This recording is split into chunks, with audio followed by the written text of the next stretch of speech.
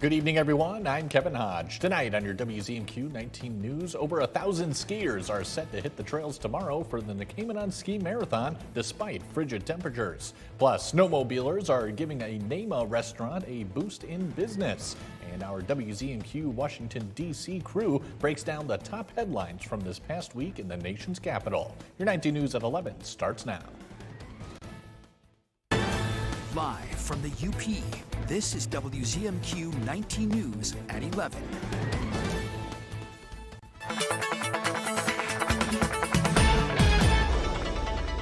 Welcome in. A first look at your forecast as you start to prepare for the weekend. Hopefully it doesn't require a lot of outdoor activities. If you could try to limit the time outside or just maybe stay in altogether, that may be smart. I'm not saying to cancel the plans, but we will have that extreme cold warning continuing for tomorrow morning. But even when that cancels out, we will still be experiencing some well below average temperatures. For your highs tomorrow, though, we will have some sunshine. Highs will remain in the single digits with some sub-zero conditions, and it will feel like about 30 to 35 below, especially when you start your morning. So I'll have more details on the weekend as a whole and that extreme cold in just a few minutes.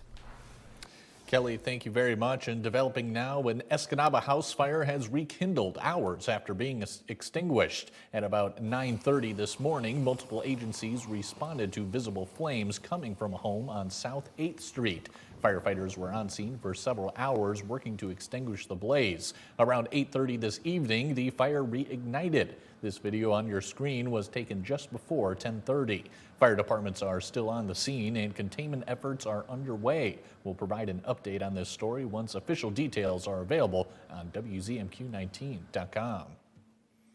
The Nakamenon Ski Marathon will return tomorrow following the cancellations of today's events. After months of online registration, hundreds of racers gathered at the Superior Dome this evening to pick up their packets and visit with a lineup of local ski accessory vendors. Saturday's races through the NTN are set to kick off with a 1-hour delay due to projected harsh temperatures. Organizers say even in these conditions, over 1,000 participants will brave the cold this year.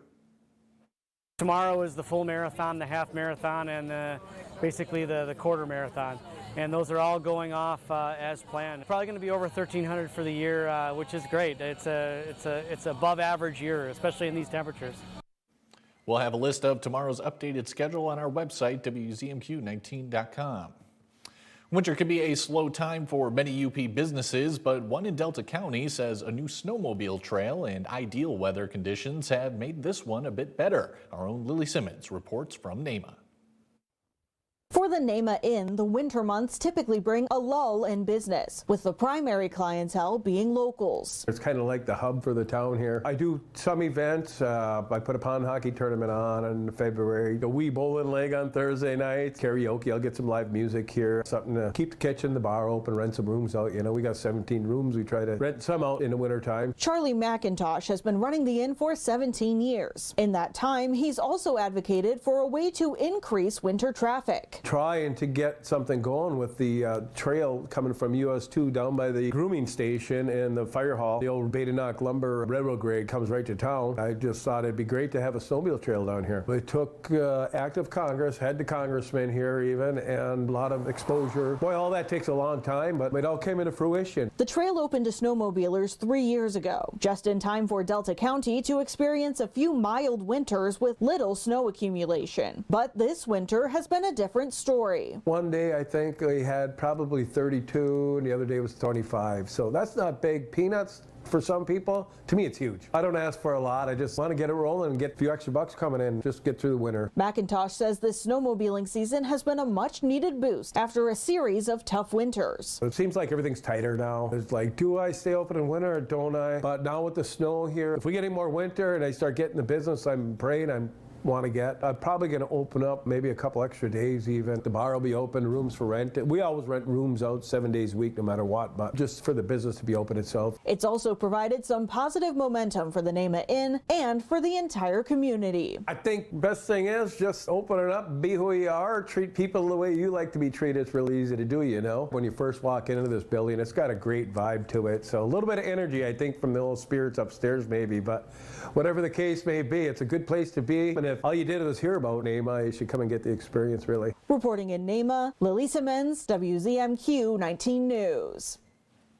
Ahead of this weekend's extreme cold temperatures, we spoke with the Marquette County National Weather Service about what's on the radar. Due to a pattern disturbance in the Arctic region, a large air mass has made its way south. This is bringing dangerously cold air temperatures from tonight through tomorrow, with wind chills dropping some UP communities close to -50.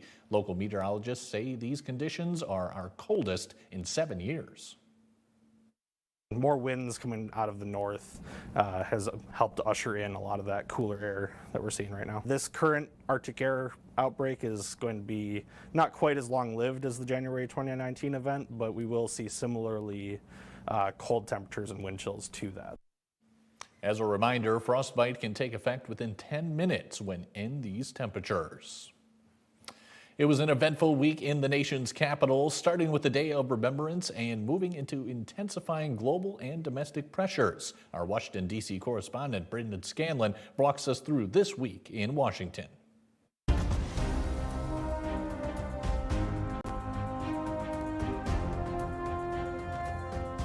This week in Washington, honoring the life and legacy of Dr. Martin Luther King Jr. Across the country, families gathered at memorials, including in Washington, where visitors laid flowers for the leader, whose words still shape generations. I like his famous "I had a dream" speech. Always believe and always be a true leader and be like a hero.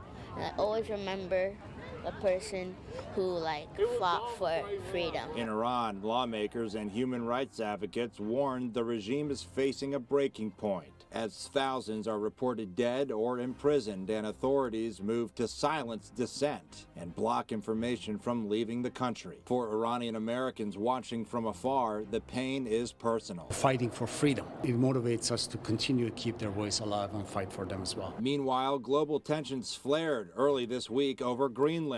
The president is calling the autonomous territory of Denmark vital to U.S. national security, even as allies in Europe and North America push back and warn of economic retaliation. This is a distraction as well from what's really important to the American people right now, and that's, can they afford their life? The issue took center stage at the World Economic Forum in Davos this week, where the president worked to ease some concerns for now. The military's not on the table. I don't think it'll be necessary. I really don't. Okay. I think people are going to use better judgment. The yeas are 220 and the nays are 207. On Capitol Hill, the House passed key funding legislation on Thursday, doing their part to avert a partial government shutdown. With the passage of this package of bills today, Republicans will have finally replaced the last of any Biden-era spending levels with Trump-era spending levels and policies. The House approving several outstanding spending bills, including one to fund the Department of Homeland Security, which passed after a heated debate over immigrations and customs enforcement funding. ISIS operated with brutality, terrorizing our constituents, abducting our neighbors, and violently assaulting lawful residents who have done nothing but had the misfortune of crossing ISIS' path. And those remaining funding bills, including for Homeland Security, still have to be approved by the Senate to avoid a partial government shutdown before the end of the month. Senators are expected to consider those bills when they return to Washington next week. That's a look at This Week in Washington. I'm Brendan Scanlon. Back to you. Kelly Rowland has your first warning weather forecast when we come back. Plus, online shopping is booming. But what's being done about all that packaging waste? We'll take you inside Amazon's lab when we come back.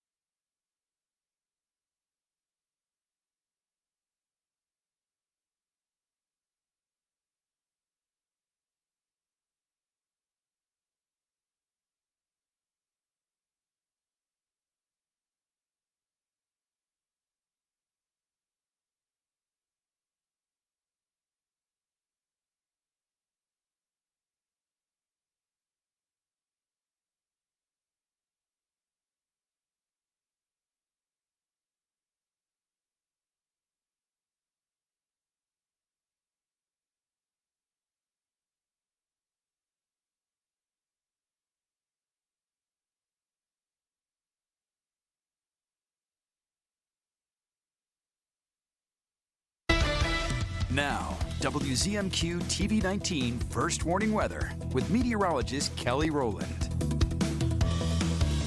And welcome back. The extreme cold will stay with us for the rest of January. I keep saying this, but I know we're in the Upper Peninsula and it's the end of January, so I understand we have some cold conditions, but this is some extreme cold that we are looking at. -7 degrees for that high today with 1/10 of an inch of snow, so it's really not the snow anymore that's going to be an issue, at least for the weekend and as we start the next few days into the week, but the cold will continue. This is some of the coldest air that we've experienced in this area over the last few years, so don't take it lightly, and if you feel like it is really cold, you're absolutely right. It's well below average, and if humans or pets are outside for an extended period of time, you could have some very negative impacts, but I'll still show you your first warning weather futurecast.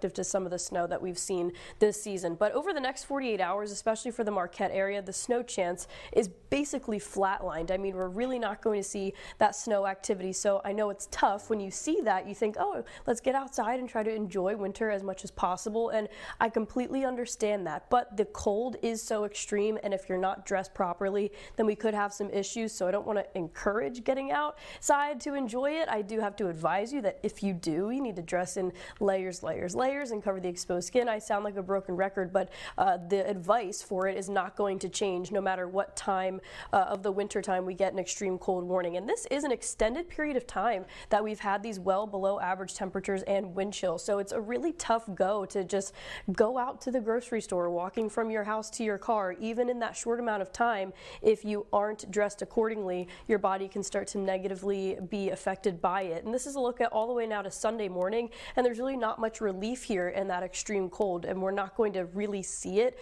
until we get well into next week. Maybe even by next weekend we'll start to see improvements, but just plan on for the rest of January. It's going to be well below average. Keep that mindset that you've been having in terms of how you're dressing and just how long you're outside. I know lots of people work outside and school has to happen, so just make sure you're watching yourself, listening to your body, checking up on others, because as low as 5 to 10 minutes, that's when you can start to feel those frostbite effects kicking in. And we're talking about well below average temperatures to the point where your body is already working so hard to regulate your internal temperature. All it takes is a little bit of wind to have that warmth replaced by very cold air. So if you're not dressed accordingly, temperatures like this into the single digits throughout the next few days, and even the teens, are going to be negatively impacting you. And we'll see the 20s maybe by next week.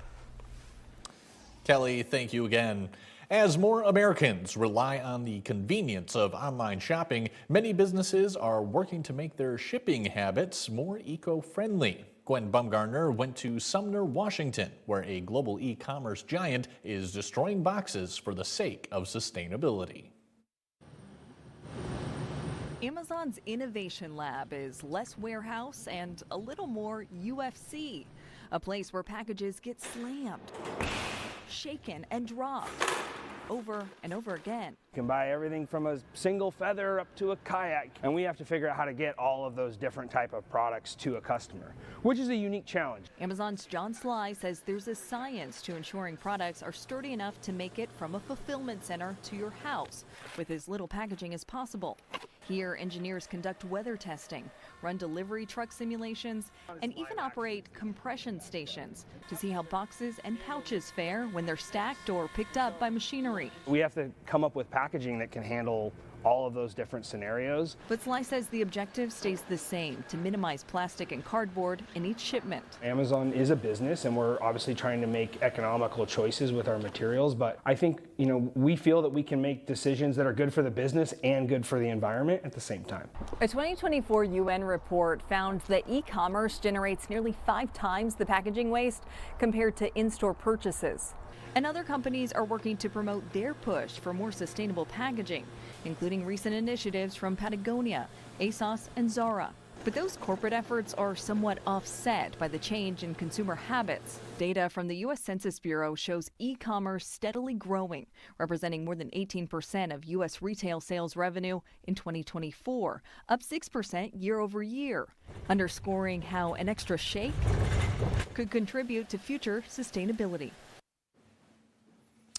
Staying on top of your pet's flea and tick treatments can be a hassle, but what if you could give your dog a treatment that lasts the entire year? Gwen Baumgartner reports on a new medication.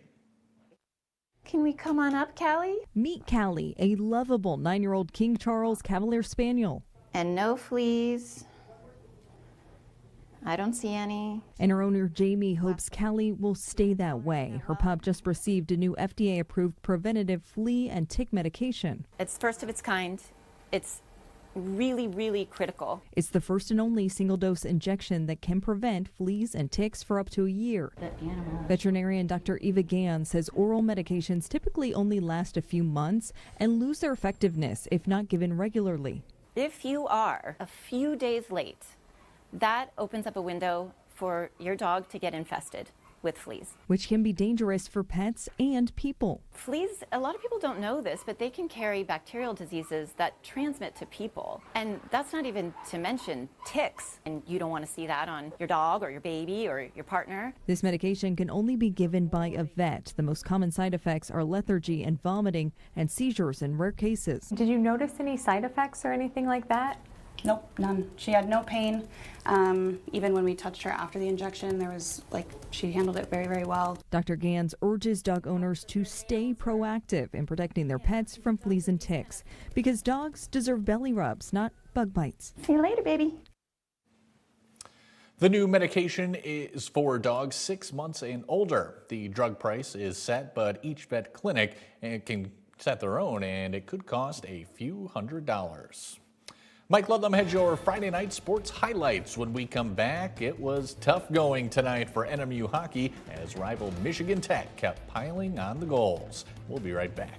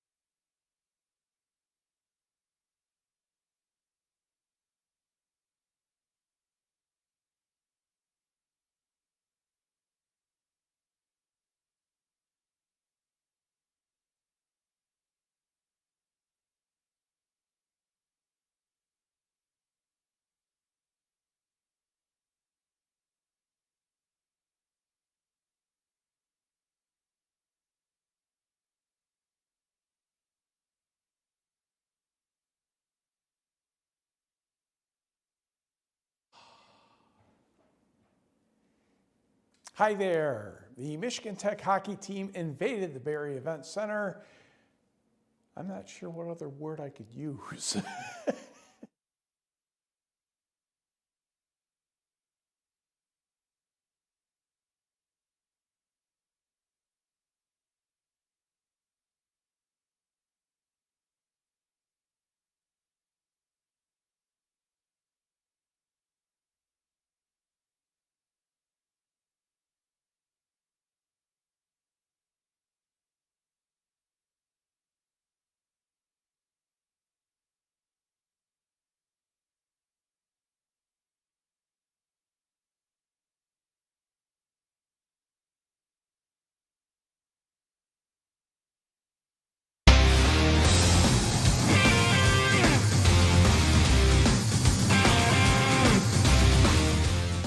Good evening, everyone. The Michigan Tech hockey team invaded the Barry Event Center for series number 2 against the Wildcats this season. The Huskies are ranked 19th this week, and they came out on a mission. One goalie did not have as much fun as the other tonight. And the Huskies would get right to work, scoring just 3 minutes into the first period. On a power play, Isaac Gordon will score off the rebound, and it's 1-0 Michigan Tech. Less than 3 minutes later, another rebounded shot would end up in the back of the net. Steven Sardarian taking advantage of the chaos, and that's a 2-goal lead for the Huskies. About a minute and 40 seconds later, Tayden Trembecki takes advantage of a wide-open shot, and that is 3-0 in the first. Oliver Ayung Ashton's night would be over in net. William Grama took over, 3 goals and 4 shots for Oliver. 7 minutes and 51 seconds in, it's 3-0. Say hello to Josh and Jace, the British influencers who've been making their trips around the state of Michigan. And the rest of the Barry Event Center fans wouldn't have to wait long for another goal. And Michigan Tech just kept right on scoring. Stardarian, Noah Reinhardt, and Trembecki each had 2 goals in the contest. Before NME would score, it was 7-0. Michigan Tech your winner 8-2. Game 2 is tomorrow night at Houghton with a 6:07 p.m. face-off.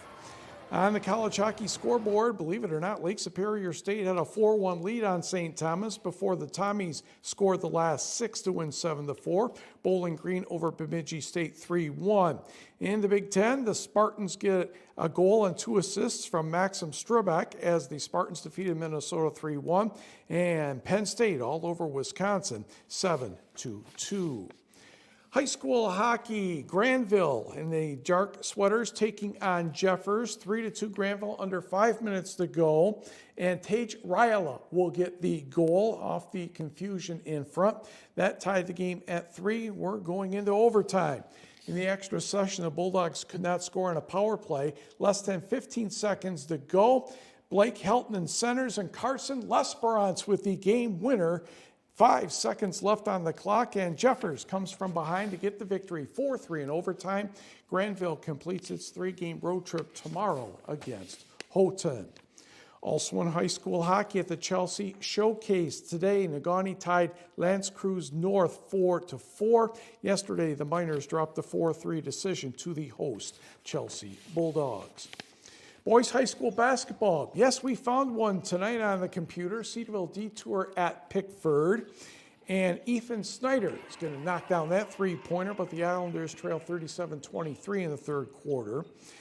Trevor Barr with a floater coming up here for CD, and they're now within a dozen at 37-25, but not for long. Jacob Mitchell returns the ball to Mason Anderjack for 3, and the Panthers are back in front, 42-25. Again for Pickford, Gunnar Bennon. Anderjack finds a cutting Carter Rye for a nice layup, and the Panthers are up by 19 to the fourth quarter. Mitchell, Mac Collins to Gunnar Bennon for an easy bucket. And Pickford remains undefeated. They're number 3 in the UP D4 poll right now, 58-34. 2 other games tonight. I can't believe the wind was calm enough to play a game at Superior Central, but it was a close opponent. Rapid River won by 4 over the Cougars, 56-52. And Rudyard took care of Brimley, 74-44. Yes, everything else was postponed. The 13th ranked NMU women's basketball team will be in for a much tougher contest tomorrow against Wayne State than it had last night, defeating Purdue Northwest 94-54. The Warriors edged Michigan Tech 86-83 in Houghton. Wildcats head coach Casey Thousand knows Wayne State is pretty darn good. It's going to be a tough game. Obviously, they're playing really well. They came back tonight to beat Tech, and so it's not going to be easy. We just got to make sure that we are ready to go for the full game. You can't take a playoff, and they're going to go on a run. And so we got to hang on to the ball, and we got to make sure that our whole team is ready to go from start to finish. Tip-off from the Barry Event Center tomorrow is 1 o'clock, followed by the men's game. Michigan Tech entertains Purdue Northwest. Women's game starts at noon, with the men's contest beginning around 2 p.m. In college basketball, third-ranked Michigan and Ohio State tonight. Ivan Nigavan makes the 8-foot jumper from Gabe Cups, and it's 48-47. Morez Johnson Jr. will get the dunk here from Elliot Cadeau. He had a dozen points. Michigan on top 52-50. Ohio State trying to hang close. John Mobley Jr. with the three-point jumper. He had 22 to lead the Scarlet and Gray. Then Ade Mara will get a follow-up dunk for Michigan right there. And things were getting better for the Wolverines. Yaxel Lindenberg made a driving layup. He had 18 points and 9 rebounds. Trey McKinney had 12 points, the former Michigan Mr. Basketball. And Michigan went on to win 74-62. The Wolverines host undefeated Nebraska Tuesday before visiting Michigan State next Friday. The Spartans host Maryland tomorrow. That one starts at noon. The Pistons, the Houston Rockets, the first quarter, and Kevin Durant backs down Cade Cunningham, floats that in from the free throw line to get the Rockets going. Then Cunningham will go down the lane, and you can guess what will happen here? A lob from Jalen Duren. He had 18 points. Pistons had 6 players in double figures in this contest. Let's go to quarter number 3 on the inbound play. Duncan Robinson sets the screen, and Duren says, "Thank you very much." Pistons on the fast break. Ron Holland to Javonte Green for the basket, but Detroit was still behind 73-64. To the fourth quarter, Alperen Sengun with space all over in the court, and he says, "I just do this myself." Puts that one in. He had 19. Kevin Durant ended up with 32 on the night, and that was too much for Detroit. Rockets go on to take this one by the score of 111-104. The Detroit Lions have announced that a summer camp will take place in Negaunee July 18th and 19th. More information will come later, but you might want to circle your calendar for those dates in July. July 18th and 19th are on a Saturday and Sunday. More information is coming out on that in March. And the indoor track and field season is underway. And Menominee's Brady Schultz won the high jump last week at the Simmons Harvey Invitational in Ann Arbor. Just over 7 feet. We'll be right back.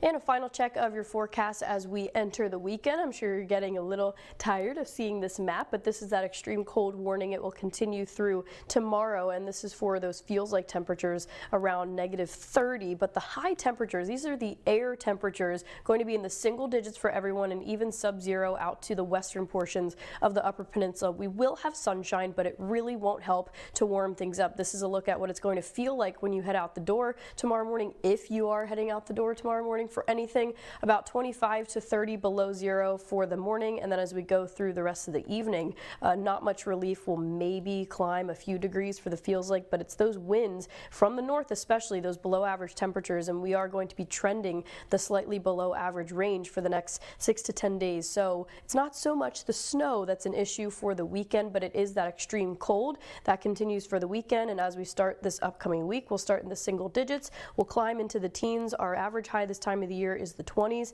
and I think it's going to be very hard pressed to see the 20s. All right, Kelly, thank you once again. Mike, anything else? Oh, yes, there is football on our channel on Sunday, 3 o'clock for New England at Denver. I don't know a whole lot anymore about Jarrett Stidham, the backup quarterback for the Broncos, but they have home field. You never know. You just don't know. And, of course, the NFC Championship game with the Rams in Seattle, third time they're meeting this season. I think Seattle will win, but you just don't know. I thought you don't make predictions, No, Mike. I don't. Thanks very much, Mike. Thanks for watching. Have a great weekend, everyone.